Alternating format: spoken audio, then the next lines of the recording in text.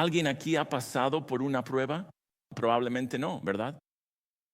¿Alguna vez han luchado de verdad? No me refiero a luchar como todos nosotros tratando de entender qué pasa con estos aires acondicionados en este salón, sino que hablo de dolor real. Me refiero a si alguna vez te has enojado, frustrado o deprimido porque la prueba es tan difícil y dura tanto tiempo. Si alguna vez has querido algo y has orado por ello y parece que Dios no responde, no escucha, no le importa. Si alguna vez te has preguntado por qué Dios está haciendo lo que hace en tu vida cuando todo se está desmoronando, si ese eres tú, este texto, Juan 11, es para ti. El capítulo 11 es un capítulo largo, 57 versículos, que describe los eventos antes, durante y después de un milagro cuando Jesús resucitó a su amigo Lázaro de entre los muertos. Lázaro era un hombre bastante conocido, como se ve por toda la gente que vino a llorar con sus hermanas cuando él murió. Fue enterrado en una tumba donde permaneció durante 4 días antes de que Jesús llegara. Cuando Jesús aparece, las hermanas de Lázaro, María y Marta, ambas confirman que él estaba muerto. Jesús le dice a Marta que su hermano resucitará y luego declara que él es quien va a hacer eso. Y cuando Jesús lo hizo, cuando resucitó a Lázaro de entre los muertos, no fue en una ceremonia privada solo para amigos y familiares. Fue público. Personas que eran hostiles hacia Jesús vieron esto. Algunos de ellos entregaron sus vidas a Jesús en ese mismo momento. Otros no lo hicieron. Ellos fueron y se lo contaron a las autoridades y las autoridades no disputaron el milagro en sí. De hecho, a causa del milagro, decidieron que Jesús tenía que morir. Este milagro pone en marcha los acontecimientos que culminan en su crucifixión. Ahora bien, todo esto, la naturaleza pública del milagro con múltiples testigos presenciales, la reacción de los enemigos de Jesús ante el milagro que confirmó que realmente sucedió y el propio Lázaro vivo, todo apunta a la incuestionable veracidad del milagro. Ahora sé que puede ser difícil de creer en un mundo como el de después de la revolución científica, en un mundo plagado de milagros fraudulentos y personajes ficticios que vuelven a la vida regularmente. Pero dado que el Dios de la Biblia existe y Jesús es ese Dios, este milagro no es nada para él. No es gran cosa. Como Dios, él tiene poder sobre la muerte. Y lo que vemos aquí es a Jesús demostrando eso. Y no solo lo hace, sino que nos dice por qué lo hace. No fue para devolverle la vida a Lázaro ni para aliviar la agonía de las hermanas de Lázaro. Lo hizo para que Dios fuera glorificado a través del milagro. Mira el versículo 4. Esta enfermedad es para la gloria de Dios, para que el Hijo de Dios sea glorificado por medio de ella. En el versículo 40 le dirá a Marta, ¿no te dije que si creías verías la gloria de Dios?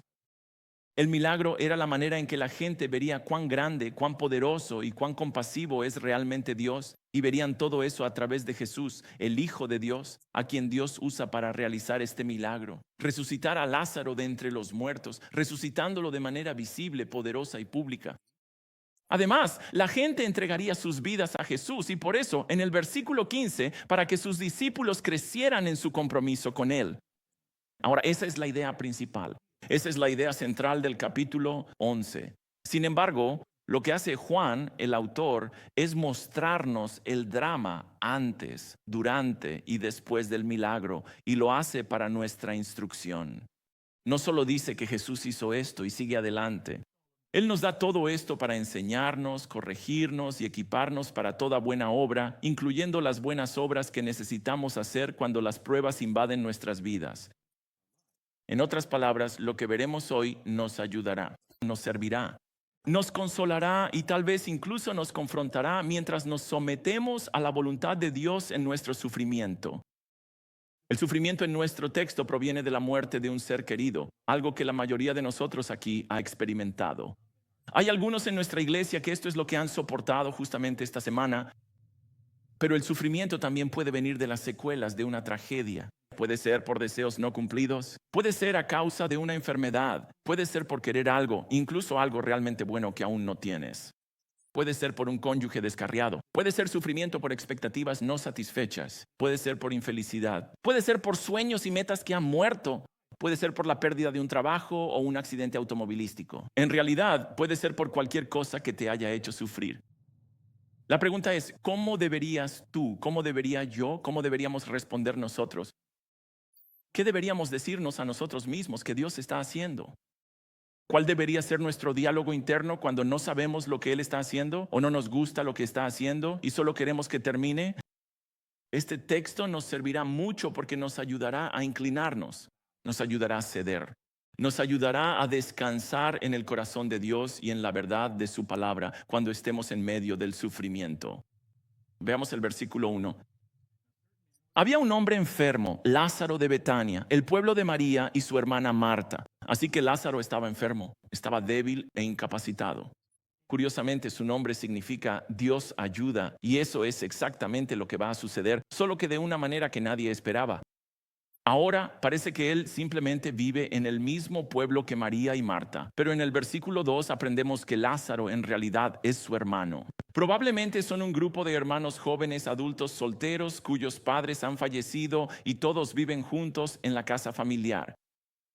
¿Hay algún fanático de la Biblia por aquí? Si hay alguno de esos aquí hoy, solo quiero que sepan que Lázaro es un nombre hebreo, María es un nombre griego y Marta es un nombre arameo, lo cual muestra la mezcla de culturas en esta parte, en este momento, en este lugar. El texto dice que vivían en Betania, que está como a 1 o 2 kilómetros al este de Jerusalén, al otro lado del valle de Cedrón. Así que tienes el monte del templo, donde está el monte Moría, luego el valle de Cedrón, y al otro lado está el monte de los Olivos. Así que echen un vistazo a esta imagen de Google Maps. El círculo de la izquierda es el monte del templo. El valle de Cedrón está marcado por la línea a la izquierda. La línea de la derecha es el monte de los Olivos y el círculo en la parte inferior derecha de la pantalla es el sitio tradicional donde se dice que está la tumba de Lázaro. Tú vas allí, es uno de los lugares a los que vas. De hecho, ojalá en noviembre las personas que vayan en ese viaje, que nosotros iremos allí y veremos eso. Así que ahora mira el versículo 2. Fue María quien ungió al Señor con perfume y le secó los pies con su cabello, cuyo hermano Lázaro estaba enfermo. Así que no solo vemos claramente que Lázaro es el hermano de María y Marta aquí, sino que nota cómo Juan describe a María. Ella es la que puso perfume sobre Jesús y le secó los pies con su cabello, lo cual es un evento que Juan relata en el capítulo 12. Así que aquí está Juan asumiendo que la historia de ella es tan conocida por sus lectores que ellos conocen a María de esta manera, aunque él aún no ha descrito ese evento. Ahora Jesús está al menos a un día de viaje de Jerusalén. Él se ha alejado porque la última vez que estuvo allí casi fue asesinado por una turba enfurecida. Pero parece que las hermanas, quiero decir, él se está escondiendo de ellos, pero las hermanas parecen saber dónde está, porque las hermanas le enviaron un mensaje diciendo: Señor, el que amas está enfermo. Alguien le da a Jesús este mensaje, a lo que él responde en el versículo 4. Pero cuando Jesús lo oyó, dijo: esta enfermedad no es para muerte. Noten que al decir eso, Lázaro está ¿qué? Lázaro sigue vivo, no está muerto, aún no ha muerto. Ahora, eso no significa que Lázaro no vaya a morir, solo significa que ese no será el resultado final. El resultado final, el versículo 4 continúa. Su enfermedad es para la gloria de Dios, para que el Hijo de Dios sea glorificado por medio de ella. Ahora, antes de que los acontecimientos avancen, Juan quiere que sepamos algo muy importante, lo cual debería influir en todo lo que leamos en el resto de este capítulo. Noten el versículo 5. Ahora bien, Jesús amaba a Marta, a su hermana y a Lázaro. Interesante. Esta es la primera vez en el libro de Juan que se dice que Jesús amó a alguien. Y fíjense, Él ama a cada uno de ellos individualmente. Él no, Él simplemente los ama. No, los ama individualmente. Ahora bien, ¿por qué quiere Juan que sepamos eso? Por lo que dice en el versículo 6. Así que, basado en ese amor, cuando oyó que Lázaro estaba enfermo, inmediatamente lo sanó. Espera, ¿tu Biblia no dice eso? ¿No tienes esa traducción? ¿No?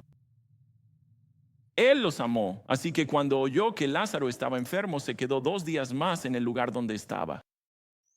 Ahora hay mucho oro en los primeros 6 versículos para aquellos que están sufriendo. Oro para que lo extraigas del texto. Oro para compartir con alguien a quien amas y que pueda estar sufriendo. Así que al estar enfrentando o enfrentar sufrimiento y pruebas en esta vida, nos inclinamos ante la voluntad del Señor en medio de ello cuando, punto número 1, sabemos por qué Dios retrasa tu alivio. Si estás tomando notas, punto número 1, conoce por qué Dios retrasa tu alivio del sufrimiento. En todas nuestras vidas hay una demora, un intervalo entre cuando comienza el sufrimiento y cuando termina. A veces ese intervalo es muy corto, a veces ese intervalo es enorme. De cualquier manera, a menudo puede haber demoras, así como hubo una demora entre cuando Jesús recibe ese mensaje y cuando Jesús sana a Lázaro. Y la pregunta es, ¿por qué? ¿Por qué Dios no lo arregla de inmediato? ¿Por qué no lo hace? ¿Por qué nos deja permanecer en nuestro sufrimiento? Mira de nuevo el versículo 5. Lo primero que podemos afirmar con certeza en nuestras pruebas es que la demora es resultado de su amor por nosotros. Ahora, puede que no lo sientas así, pero nunca deberías confiar en tus sentimientos para decirte nada verdadero acerca de Dios. Nunca, jamás. Tus sentimientos son una expresión de tu carne, que es la tendencia anti Dios que quiere destruir tu vida. No le hagas caso. Básicamente, si hicieras lo opuesto a tus sentimientos cada vez, probablemente tu vida sería bastante increíble. Eso está bien. Eso está bien. Jesús amaba a Lázaro, a María y a Marta, así que en el versículo 6 se quedó 2 días más. Piénsalo. Debido a que Jesús se demora, las hermanas permanecen en su sufrimiento. Él claramente tiene poder sobre la enfermedad. Lo demuestra docenas de veces. Pudo haber evitado que Lázaro se enfermara. Pudo haber sanado a Lázaro sin siquiera estar allí en el mismo momento en que escuchó el mensaje. No hizo nada de eso. Permitió que Lázaro se enfermara y sufriera a causa de la enfermedad hasta que lo mató, y que las hermanas sufrieran enormemente durante todo ese proceso, y al final, después de que él muere. Y todo eso, dice la Biblia, no es porque Dios no los ame, lo cual nos dice que el alivio que queremos y no recibimos por hijos descarriados o tragedias inesperadas, por expectativas no cumplidas, por enfermedades dolorosas, por futuros que nunca serán, todo eso no es porque Dios no te ame. Este hecho por sí solo nos muestra que sus demoras nunca son sin sentido, nunca son inútiles. Las demoras no son prueba de que Dios sea insensible con nosotros. Sus demoras, el hecho de que tarde, no significa que sea indiferente a nuestro sufrimiento. Su demora no significa que te esté castigando. De hecho, lo que aprendemos aquí es que nunca debemos determinar la verdad sobre Dios y su amor por nosotros a partir de nuestras circunstancias. Él me ama es lo que necesitamos recordarle a nuestro corazón cuando quiere llevarnos a despreciar a Dios por permitir el sufrimiento en nuestras vidas y no solucionarlo de inmediato. Escucha, Él te ama tanto cuando sufres como cuando no. Debemos aferrarnos a esta verdad más que a cualquier otra cosa en nuestras pruebas. Su demora es porque nos ama. En segundo lugar, versículo 4, su demora es para su gloria, para que Él se vea más grande ante nosotros. Jesús dice, la demora es para la gloria de Dios. Esto es lo que impulsa a Dios. Esto es lo que lo motiva en cada situación, incluyendo los momentos en que nuestro sufrimiento no termina. Cuando nuestro diálogo interno está en el lugar correcto, nos preguntamos, ¿cómo está siendo glorificado Dios en esto? ¿Y luego qué? ¿Cómo puedo qué? ¿Glorifico a Dios en mi sufrimiento? Y cuando Dios es visto en toda su grandeza, también lo es Jesús. La gloria de Dios está ligada a la gloria del Hijo en el versículo C, en el versículo 4. Así como resucitar a Lázaro mostró la grandeza de Dios y luego prueba una vez más que Jesús es el Hijo de Dios. Así que algunas personas se retuercen en su sufrimiento. Piensan que Dios el Padre es Él, es el tipo malo y cruel que podría arreglarlo, pero le gusta cuando sufrimos y de alguna manera disfruta vernos, ya sabes, realmente luchando. Pero gracias a Dios por Jesús, como si Él viniera, le torciera el brazo y arreglara todo. Eso es blasfemia. Eso es, o no es así, es que Dios y Jesús son así, pero aquí está María que va a venir y arreglarlo todo. No, eso es blasfemia. Cualquier ayuda que recibimos viene del Padre a través del Hijo y nos es dada por el Espíritu mientras Él obra en nuestras vidas para quienes creen. Lo que me lleva a mi tercer motivo por el que Dios retrasa nuestro alivio, y es para que, según el versículo 3, oremos, para que clamemos a Él por ayuda.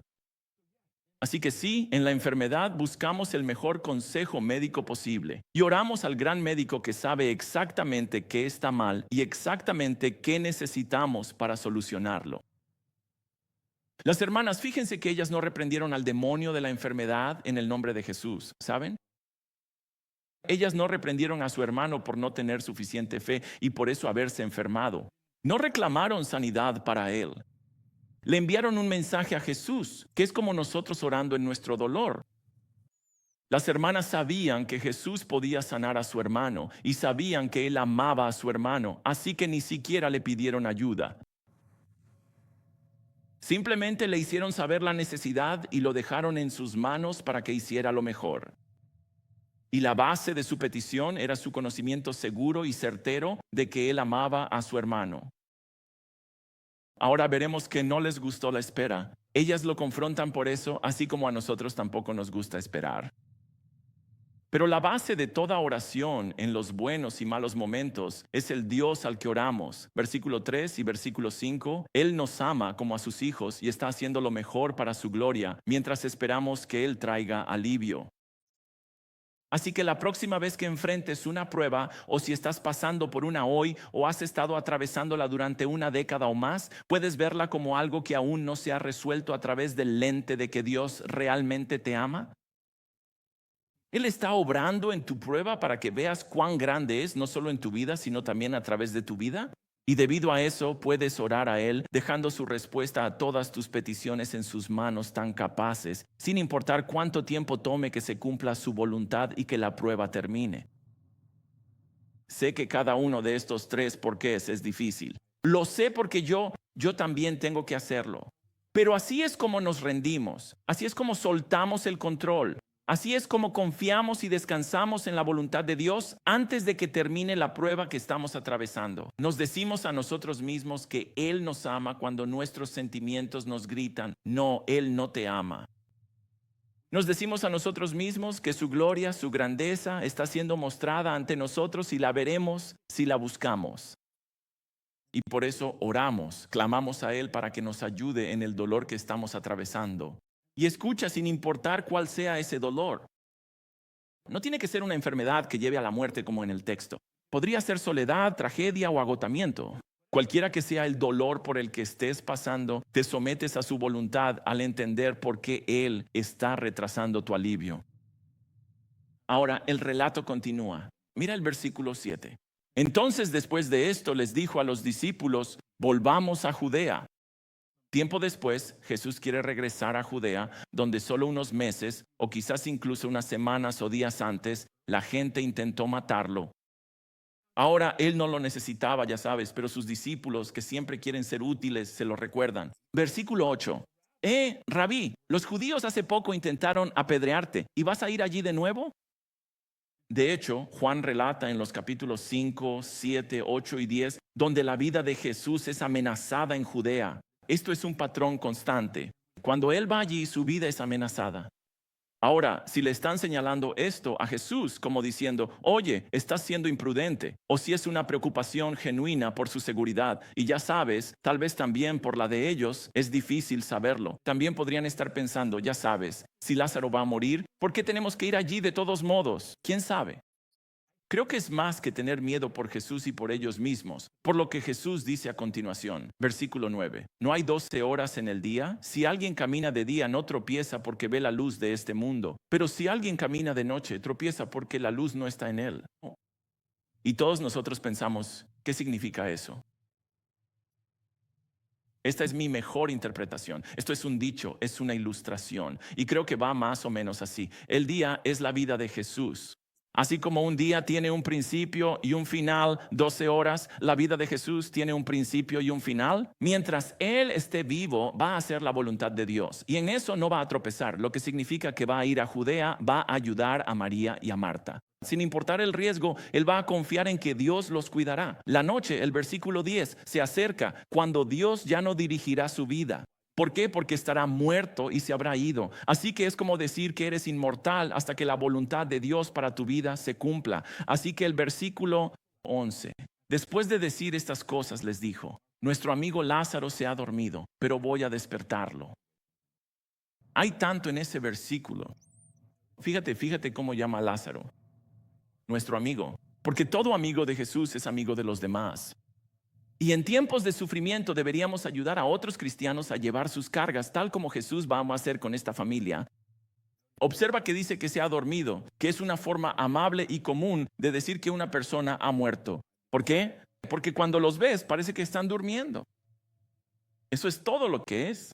Jesús no está enseñando la idea del sueño del alma, donde el alma está inconsciente hasta la resurrección. No. 2 Corintios 5:8, estar ausente del cuerpo es estar presente con el Señor. Presente, no durmiendo. Apocalipsis 6:9-11 muestra mártires, personas que han muerto y que claman por justicia. Ellos tampoco están durmiendo. Además, la idea de dormir está incorporada en la palabra cementerio. ¿Sabías esto? Esa palabra se basa en la palabra griega para dormir, que se traduce aquí en el versículo 11 y significa, cementerio significa un lugar para dormir, un lugar donde un día los muertos allí oirán la voz del Hijo de Dios, despierten y saldrán. Piensa en eso la próxima vez que pases por un cementerio o lo visites. Sí, los discípulos de Jesús claramente están confundidos, así que responden a esto. Versículo 12, Señor, si duermes, se recuperará. ¿Por qué necesitas despertarlo, Jesús? Se despertará solo. Podemos evitar que nos maten, como si esto fuera ganar, ganar, Jesús. Vamos a hacer eso. ¿Sabes? Juan admite que él junto con los otros discípulos no lo entendió.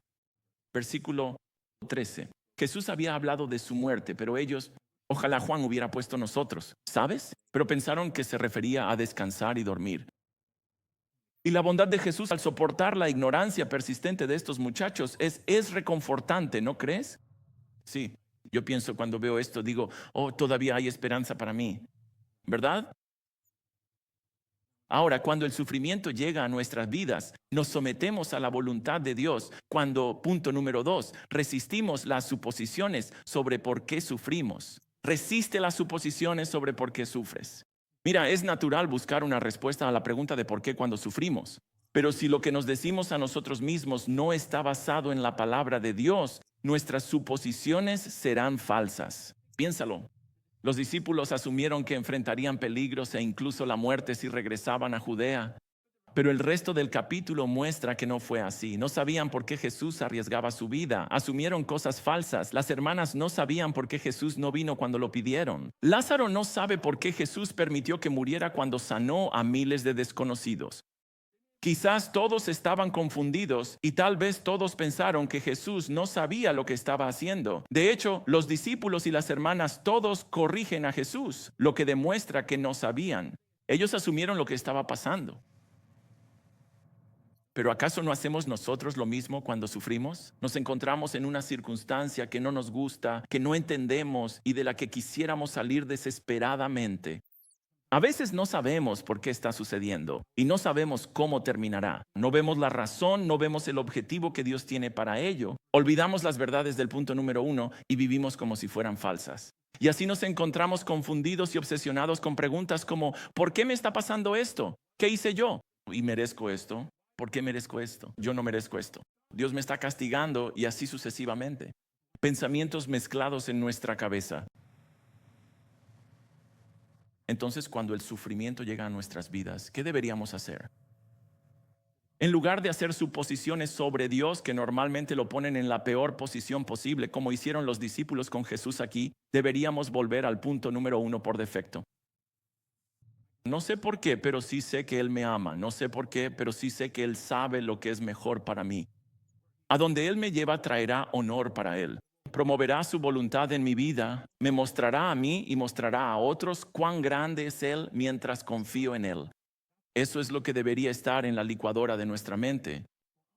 Si somos honestos, preferiríamos elegir nuestro propio camino en la vida, ¿verdad? Quiero decir, creemos que sabemos lo que es mejor para nosotros. Nuestro amor propio maximiza nuestra felicidad, como si la vida y todos los demás giraran a nuestro alrededor y todo lo que queremos. El resultado sería que yo sería feliz, estaría sano, sería sabio y sería amado. O al menos eso pensamos, cuando en realidad el resultado sería que no conoceríamos a Dios como lo hacemos, no conoceríamos la verdad como la conocemos. Seríamos inútiles para los demás en lo que respecta a Jesús, todo porque preferimos nuestros caminos a los de Dios cuando se trata del dolor. Pero ¿cuántos de nosotros podemos mirar atrás a algunos de los momentos más difíciles de nuestra vida y decir, no me gustó para nada, pero le doy gracias a Dios por ello, por la forma en que lo usó en mi vida? ¿Alguien? Miren, cuando asumimos que sabemos lo que realmente está pasando en nuestro sufrimiento, nuestras conclusiones no estarán ligadas a la verdad. Seremos como los discípulos, convencidos en nuestra ignorancia, confiando firmemente en nosotros mismos en lugar de en aquel que lo sabe todo. Es decir, piensen en Job. Si conocen la historia de su vida, él nunca supo por qué sufrió. Pero todo el libro son personas pontificando sus suposiciones sobre por qué sufrió. ¿Y adivinen qué? Cada uno de ellos estaba equivocado. No fue porque él estuviera en pecado, no fue porque Dios lo estuviera castigando, no fue porque Dios no lo amara. En la historia nadie sabía por qué Job sufría y Dios tampoco se lo dijo. Job murió sin saber por qué sufrió. Quiero decir, tal vez Dios le dijo por qué después de la muerte, pero lo que sí tenemos al final del libro es la disculpa de Job por asumir con certeza que sabía por qué sucedieron estas cosas cuando en realidad no tenía ni idea. Muchas veces, amados, esto también es cierto para nosotros, ¿verdad? Suponemos que sabemos por qué. Cuando lo mejor para nosotros es decir, puede que nunca sepa por qué, pero conozco a Dios. Sé que Él me ama sin importar qué, y sé que esto es para su gloria, aunque no entienda cómo puede ser así. Así que cuando el sufrimiento llegue a nuestras vidas, sin importar cuál sea ese sufrimiento, inclinémonos ante la voluntad de Dios en nuestro sufrimiento, resistiendo la tentación de asumir que sabemos por qué sufrimos, y en su lugar confiemos en Él y en su palabra respecto al por qué. Ahora Jesús nos da una idea de otro por qué, comenzando en el versículo 14. Entonces Jesús les dijo claramente, sin más ilustraciones, déjenme ser claro, Lázaro ha muerto. ¿Notaron que nadie le dijo a Jesús que Lázaro había muerto? Él murió a muchos kilómetros de donde ellos estaban. Este es otro caso en el que Jesús tiene conocimiento sobrenatural y divino como el Hijo de Dios. Jesús continúa, versículo 14, Jesús, Lázaro ha muerto y por el bien de ustedes me alegro de no haber estado allí para que crean, pero vayamos a él. Así que ir a ver a Lázaro para despertarlo de la muerte era para que ellos creyeran en Jesús. Por eso dice que se alegraba de no haber estado allí aún para sanar a Lázaro. Se alegraba porque ellos se beneficiarían del sufrimiento de Lázaro. Ahora, excepto por Judas, los otros 11 ya creían en Jesús. Así que presenciar a Lázaro vivo de nuevo tenía como propósito fortalecer la confianza que ya tenían en él, profundizar su compromiso con él, prepararlos para la prueba que estaban a punto de enfrentar con su arresto y ejecución, y prepararlos para vivir por él e incluso morir por él después de que él se fuera. Y esto es más o menos hacia donde va Tomás, ¿verdad? Versículo 16. Entonces Tomás, llamado el mellizo, dijo a sus compañeros discípulos, vayamos también nosotros para que muramos con él. Ahora, sé que si estás familiarizado con la Biblia, sabes que a Tomás se le llama Tomás el incrédulo, pero aquí es como Tomás el dedicado, ¿verdad? Es como Tomás el devoto, incluso hasta la muerte, ¿verdad? Ahora, probablemente hay muchas probabilidades de que haya pesimismo aquí y que él esté haciendo lo que hablamos en el versículo 2. Él asume que sabe lo que realmente va a pasar, que todos van a morir, cuando claramente no sabe lo que va a suceder. Sin embargo, anima a sus compañeros discípulos a estar dispuestos a morir por Jesús. Algo que, por cierto, todos ellos, excepto Juan, quien escribió esto, eventualmente harían. Tomás, específicamente, él llevaría las buenas noticias sobre Jesús hasta la India, donde puede que los soldados lo rodearan y lo mataran con lanzas porque al rey de la zona no le gustaba cuántos de su familia y de la corte real se estaban convirtiendo al cristianismo. Así que cuando las pruebas invaden nuestras vidas, nos inclinamos, confiamos en la voluntad de Dios. Cuando, punto número 3, notamos cómo Dios te está haciendo crecer. Observa cómo Dios te está haciendo crecer en el sufrimiento. Mirando nuevamente el panorama general, Lázaro sufrió y murió. Las hermanas lloraron la pérdida de su hermano durante varios días, versículo 4, para que Dios fuera glorificado y Jesús glorificado a través de ello. Y versículo 15, para que los discípulos estuvieran más profundamente comprometidos con Jesús. Cuando lleguemos al resto del capítulo, veremos que todo el sufrimiento en el capítulo fue para que las hermanas también creyeran más en Jesús. Eso es porque cuando el invitado no deseado del sufrimiento entra en nuestras vidas, sí, es para la gloria de Dios, pero también está destinado para nuestro bien. Sé que la gente cita Romanos 8:28 como si fuera algo trivial para decirle a alguien que está sufriendo, pero está clarísimo que para los que aman a Dios, todas las cosas obran para bien. No algunas cosas, ni la mayoría de las cosas, todas las cosas, es decir, todo, incluido el sufrimiento. Dios no se complace en vernos sufrir, consumidos por el dolor, vencidos por la depresión, el miedo y la agonía. Pero en el versículo 15, Él se alegra con el bien que surge en nuestras vidas como resultado del sufrimiento. Por eso permite el sufrimiento para que crezcamos a partir del dolor, para que respondamos como sabemos que Él quiere que respondamos, para que nuestro amor por Él crezca, para que nuestra vida para Él sea más constante y más entregada a Él. El dolor, el sufrimiento, la desilusión, las pruebas, todo eso llega a nuestras vidas y Dios lo usa para el bien de nuestras almas, para hacernos crecer, para cambiarnos, para que odiemos el pecado, para afianzar cosas que ya sabemos, para alejar cada vez más nuestro corazón de este mundo y para que nuestro corazón se apegue cada vez más a nuestro verdadero hogar. Si el sufrimiento es a causa de nuestro pecado, si eso es evidente, entonces está ahí para que nos arrepintamos. Fuera de eso, sufrir de la manera correcta nos llevará a orar más, a confiar más en Él, a aprender más por experiencia quién es Él, a ser usados como bendición para otros que están pasando por el dolor que nosotros ya hemos experimentado. En realidad, el sufrimiento es una de las formas más útiles de hacernos más como Jesús, quien también sufrió. Y en ese sufrimiento tuvo que confiar en el corazón de Dios y confiar en la voluntad de Dios en medio de ese sufrimiento. Piensa en los momentos en Getsemaní antes de que Él fuera arrestado. Aquí está el asunto. Sé que ninguno de nosotros quiere crecer a través del sufrimiento, ¿verdad? Preferiríamos crecer de cualquier otra manera, ¿cierto? ¿Puedo tener otro camino aquí, Señor? Pero si te das cuenta, normalmente no es así como funciona. Quiero decir, crecemos en la predicación, en el estudio bíblico y en los grupos pequeños, pero realmente crecemos cuando sufrimos y creo que es porque tenemos que poner en práctica lo que decimos que creemos. De hecho, tenemos que vivir lo que ya sabemos cuando sufrimos. Fíjate, los discípulos no eran los que estaban sufriendo en Juan 11, pero estaban aprendiendo sobre el sufrimiento al ver cómo Jesús obraba en la vida de quienes sí sufrían.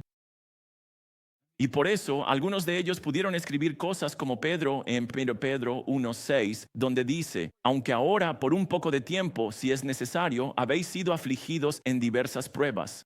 ¿Por qué está pasando eso, Pedro? Para que la prueba de vuestra fe, mucho más preciosa que el oro, el cual perece aunque sea probado con fuego, sea hallada en alabanza, gloria y honra cuando sea manifestado Jesucristo. Es una parte fundamental del sufrimiento, que separa lo falso de lo genuino. Es decir, cuando las pruebas llegan a nuestra vida, ¿corremos hacia Dios o huimos de Él? Pedro dice que el sufrimiento pone a prueba si nuestro compromiso con Jesús es real. El sufrimiento nos muestra si realmente creemos lo que decimos que creemos. Expone si realmente creemos en Jesús o si creemos en Él por algún beneficio que recibimos de otros o algún beneficio que sentimos en nosotros mismos. Pero en cuanto ese beneficio se nos quita a través del sufrimiento, nosotros también nos vamos. Quiero decir, como pastor, he visto el lado oscuro de esto incontables veces. Es una de las peores partes del ministerio. El cónyuge que deja a su familia porque ya no es lo que quiere, ya no va a cumplir sus votos al Señor. Se acabó. El joven que abandona a Cristo porque no le ha dado lo que quiere, como un cónyuge o algo así, y sus amigos se burlan de él por ser cristiano o resistir el pecado es demasiado difícil, así que simplemente me rindo ahora. O la persona que sufre a manos de alguien malvado y luego le echa la culpa a Dios. Olvidan o nunca supieron que ser amado por Jesús, versículo 5, ser su amigo, versículo 11, nunca nos exime del sufrimiento. Piénsalo, si así fuera, todos serían cristianos, ¿verdad? No porque amen a Jesús, sino porque aman no sufrir. Así que si has pasado por una prueba horrible y te has mantenido fiel a Jesús, incluso si solo te aferrabas con la última uña, has crecido, has cambiado.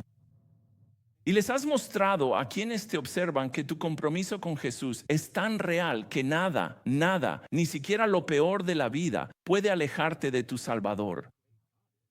Eso demuestra cuán grande es Dios, lo glorifica y hace un bien inmenso en tu vida y a través de tu vida para los demás. Así que cuando llega el sufrimiento no es porque Dios no te ame. Él nos ama y nosotros sufrimos. Todo nuestro sufrimiento tiene un propósito, es para su gloria y es para nuestro bien. Así que con eso en mente, haz lo que puedas, aunque sea difícil, haz lo que puedas para notar cómo Dios te está haciendo crecer en medio de tu sufrimiento. Pídele que te ayude a ver las maneras. Pídele que escudriñe tu corazón, que examine tu vida y te muestre las formas en que te está haciendo crecer, porque Él te está haciendo crecer en tu sufrimiento. Hay cosas que Él está haciendo en tu corazón y probablemente ya sabes cuáles son. Y cuando sepas cuáles son, la idea es seguir avanzando, yendo en esa dirección, profundizar en ese crecimiento que Él está haciendo en tu vida en medio del sufrimiento. Verás, al final tenemos algo mucho mejor que no sufrir. Incluso en el sufrimiento más doloroso de esta vida, incluso cuando lleva a la muerte, lo que tenemos es un amigo que está más cerca que cualquier hermano o hermana. Tenemos al Señor Jesucristo, alguien que está presente en todas partes, por lo que es consciente de nuestro sufrimiento, alguien que es omnisciente, así que Él sabe el sufrimiento por el que estás pasando, alguien que es todopoderoso, por lo que puede aliviar nuestro sufrimiento, alguien que es infinitamente sabio, así que sabe exactamente cómo obrar de la mejor manera en nuestro sufrimiento, y alguien que es todo amor, así que nos ama infinitamente incluso cuando sufrimos y aún cuando retrasa el alivio. Como el hombre que nació ciego en Juan capítulo 9, nuestros padres pueden abandonarnos y nuestra comunidad puede rechazarnos, pero cuando Jesús nos llama amigos, nunca nos dejará ir. Él nunca nos dejará, nunca nos abandonará, estará con nosotros siempre, incluso hasta el fin del mundo. Mira, tener a Jesús como amigo es mejor que tener a cualquier rey o reina, presidente, celebridad, atleta o influencer como amigo, porque su amistad contigo es más poderosa que la misma muerte. Va más allá de la tumba, perdurando por toda la eternidad. Piensa en Lázaro, que estuvo muerto en la tumba durante 4 días y aún así Jesús lo sigue llamando su amigo. Eso es porque él creyó, él se entregó en cuerpo y alma a Jesús, confiando en que Jesús lo salvaría del infierno que merecía por todos sus pecados. Así que amigo, ¿y tú? ¿Has entregado tu vida a Jesús? ¿Crees en Él? ¿Es Él tu amigo? El equipo va a regresar. Vamos a cantar otra canción, pero antes de hacerlo, oremos.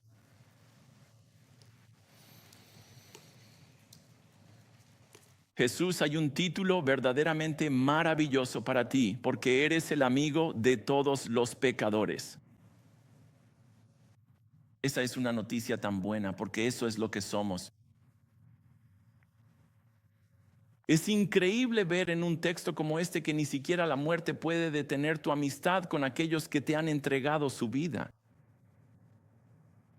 Así que mientras nos preparamos para salir de aquí y volver a nuestras vidas, por favor usa este texto, especialmente si hemos estado luchando con dolor o confusión, duda, desesperación, todo a causa de algún sufrimiento en nuestras vidas. Que el verdadero bien se haga en nuestras vidas e incluso a través de nuestras vidas, gracias al tiempo que pasamos hoy en tu palabra. Gracias por ser amigo de los pecadores. Qué título más maravilloso. Oramos esto en tu precioso nombre. Amén. Hola, gracias por sintonizar nuestro canal Redeemer de YouTube. Si esto te resulta útil, asegúrate de darle me gusta a este video, presionar el botón de suscripción y presionar el icono de la campana. Esto nos ayudará a llegar a más personas con la verdad bíblica. Muchas gracias.